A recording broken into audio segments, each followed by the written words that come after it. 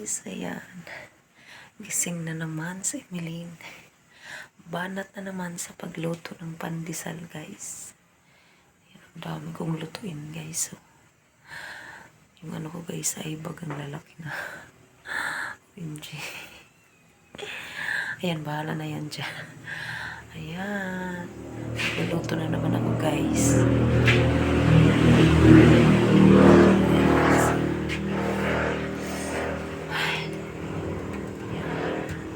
Malapit na yung maluto, guys. So, ayan.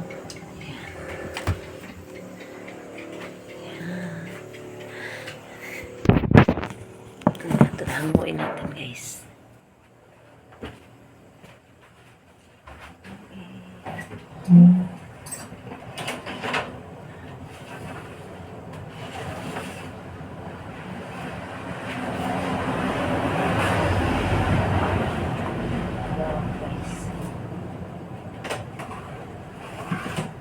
Sobrang init.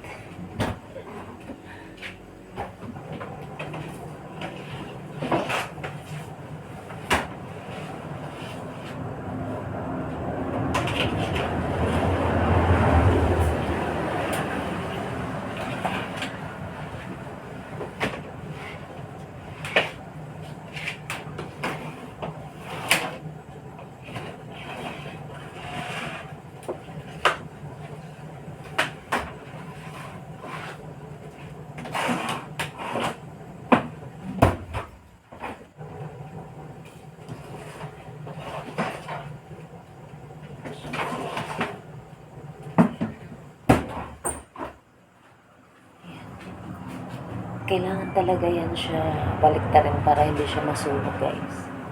So, ganyan. Ganyan yung ginagawa ko, guys. Araw-araw. So, nakakapagod. Pero, sige lang. Laban lang para sa pamilya, sa mga anak. Oh, yan. Dami ko pang lutuin, guys.